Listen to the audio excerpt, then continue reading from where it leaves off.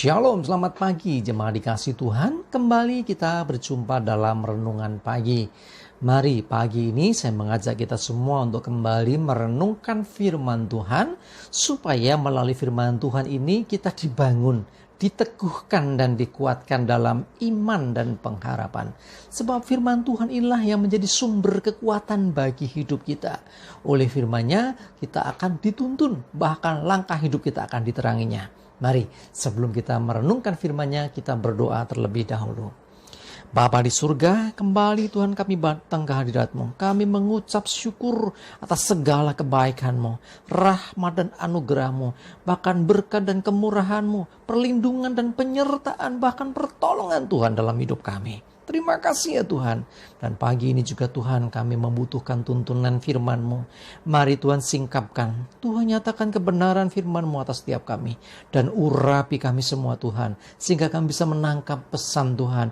Menangkap rema yang dari Tuhan. Dan juga mengerjakannya dalam hidup kami. Terima kasih.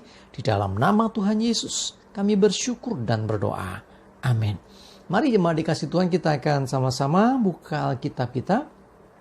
Renungan pagi ini saya ambilkan dari 2 Korintus 12 ayat yang ke-9 bagian A. Ya, 2 Korintus 12 ayat 9a. Saya akan bacakan. Tetapi jawab Tuhan kepadaku, cukuplah kasih karuniaku bagimu. Sebab justru dalam kelemahanlah kuasaku menjadi sempurna. Ya, ceritanya Rasul Paulus ini merasakan bahwa ada duri dalam daging. Yang dalam dirinya ada sesuatu yang mengganggu dia. Ya, dia coba bereskan, dia mencoba untuk melepaskan itu, ya ditenggeng segala macam, tetapi tidak juga bisa lepas. Sehingga Tuhan menjawab, cukuplah kasih karuniaku bagimu. Jadi sesungguhnya Tuhan itu sudah memberikan kasih karunia buat setiap orang. Ya, dan Tuhan tahu sebatas mana kasih karunia itu diberikan. Nah, tetapi yang harus kita sadari, seringkali Tuhan bertindak, ya, menyatakan kasih karunia-Nya itu melalui kuasanya. Jadi, oleh kasih karunia-Nya, kuasa Tuhan bertindak. Artinya begini, kita kadang-kadang mengalami pergumulan, mengalami masalah, dan oleh kasih karunia kita ditolong. Nah, maksudnya apa? Oleh kuasa Tuhan kita dilepaskan, kita dibebaskan.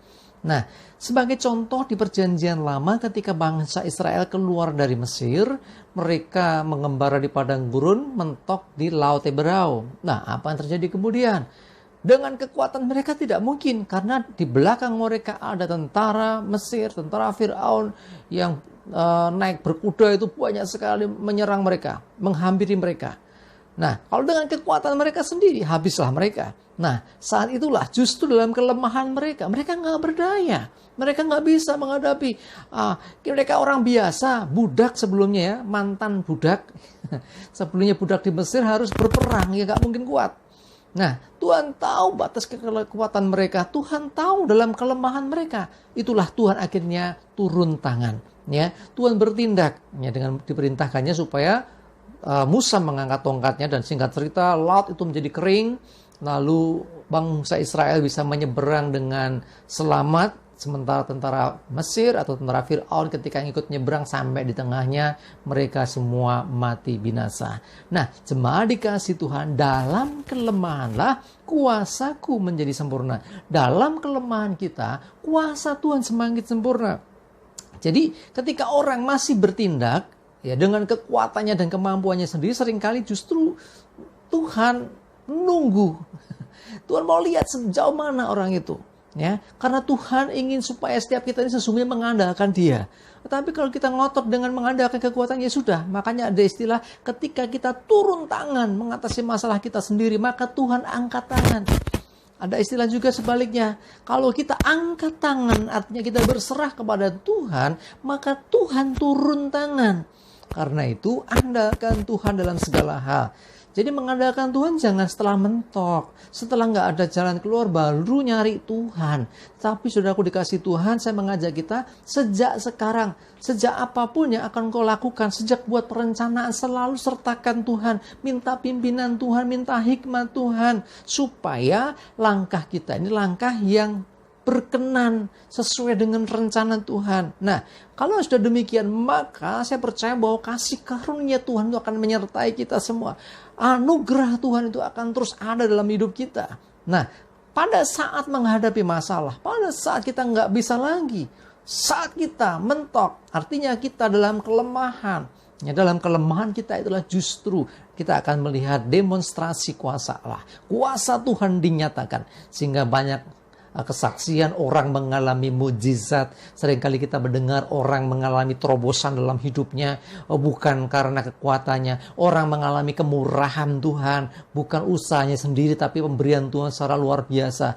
Hal itu mungkin terjadi. Sangat-sangat sering terjadi. Karena apa? Justru dalam kelemahan, dalam keterbatasan. Ketika kita sudah nggak berdaya, ketika kita sudah angkat tangan, disitulah Tuhan turun tangan, disitulah Tuhan berperkara, sehingga ada banyak kesaksian tentang mujizat yang terjadi, tentang terobosan dalam kehidupan yang terjadi. Bahkan kita percaya juga hidup kita pun saat ini juga akan senantiasa akan mengalami hal yang demikian. Kuncinya di sini adalah apa? Sadari akan keterbatasan dan kelemahan. Rendahkan diri di hadapan Tuhan. Sadari kita butuh Tuhan. Nah, dalam kelemahan kita, dalam keterbatasan inilah Tuhan akan menyatakan kuasanya secara sempurna.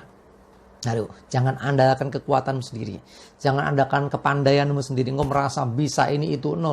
Tundukkan semuanya di hadapan Tuhan. Sadari kelemahan kita. Ya, justru kalau kita menyadari itu semua, maka Tuhan akan menyatakan kuasanya. Sehingga perkara-perkara ajaib terjadi dalam hidup kita. Jemaat dikasih Tuhan, Rasul Paulus mengalami, cukup kasih karunia-Ku bagimu. Dalam kelemahanmu lah, kuasa-Ku sempurna. Ya, kelemahan kadang diizinkan terjadi dalam diri kita. Supaya kita menyadari bahwa kita ini orang yang memang butuh Tuhan. Kenapa ada kekurangan? Kenapa keterbatasan? Ada kekurangan, ada kelemahan dalam diri kita. Kita diizinkan memiliki semuanya itu juga supaya kita menyadari bahwa kita membutuhkan Tuhan yang sempurna. Kita membutuhkan kuasa Tuhan. Mari mulai sekarang nggak usah nunggu mentok dengan masalah yang engkau hadapi. Bahkan sejak awal sertakan Tuhan. Dan ketika engkau mengalami kesulitan, jangan lupa senantiasa datang kepada Tuhan. Berserulah kepada Tuhan. Sebab sesungguhnya Tuhan peduli, Tuhan menyertai, dan Tuhan akan menyatakan kuasanya atas hidupmu. Amin. Kita berdoa. Bapa di surga, terima kasih, kami bersyukur firman-Mu hari ini. Karena kami percaya Tuhan, sesungguhnya hidup yang kami hidupi ini adalah kasih karunia, adalah anugerah Tuhan. Bahkan kadang Tuhan mengizinkan juga kelemahan, kekurangan ada dalam diri kami. Kami tahu Tuhan, supaya kami mengandalkan Engkau. Ini semua ada supaya kami bergantung kepada Tuhan yang sempurna. Karena kami menyadari sesuai dengan firman-Mu. Dalam kelemahan kami, kuasa-Mu menjadi sempurna. Dalam keterbatasan kami, ketika kami sudah nggak berdaya, sungguh kami percaya ada kuasa Tuhan yang berdaulat, yang akan menolong kami, yang membebaskan kami, sehingga kami berkemenangan. Terima kasih Tuhan, kami bersyukur. Kami serahkan hidup kami dalam pimpinan Tuhan hari ini. Jauhkan celaka dan mara bahaya. Damai sejahtera dan berkat Tuhan menyertai kami semua. Dalam nama Tuhan Yesus kami bersyukur dan berdoa. Amin. Mari jemaat dikasih Tuhan, semangat terus, maju terus dalam iman dan pengharapan. Tuhan Yesus memberkati kita semua. Amin.